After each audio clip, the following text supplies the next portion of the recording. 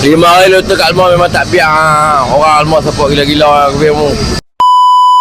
Okey kata, selama 5 hari event Fuan tu kat Lotus Alamoy, macam mana keadaan? Hai, orang Penang memang support gila-gila punya. Memang tak ranjau punya.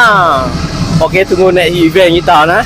Okay Chang, sorry saya ganggu. Macam mana keadaan 5 hari event Lotus Alamoy? Okey, alhamdulillah hari pertama agak slow, hari kedua pun slow. Tiga dapat padu, keempat dapat padu. Malam lah. Open house punya gila-gila. Open memang gila-gila ya. Memang minta. Tak ada sampai orang-orang Almah. Terima kasih banyak-banyak. Mai lepas kopi semua dah. Assalamualaikum. Bidu, jangan lari Zat. Nak tanya sikit, macam mana 5 hari event Lotus Alamoy? 5 hari lutut kat Almah memang tak biar orang Almah support gila-gila kopi semua.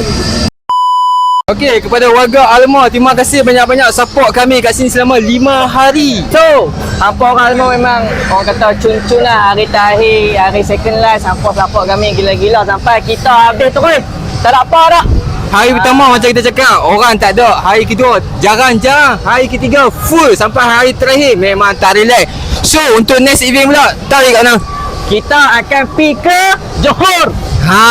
So warga Johor, standby kami kat sana. Kamu jadi aku, kamu tinggal mainin TikTok. Kalau mau tengok aku, kamu tinggal buka YouTube. Apakah kamu cinta? Apa kamu sayang?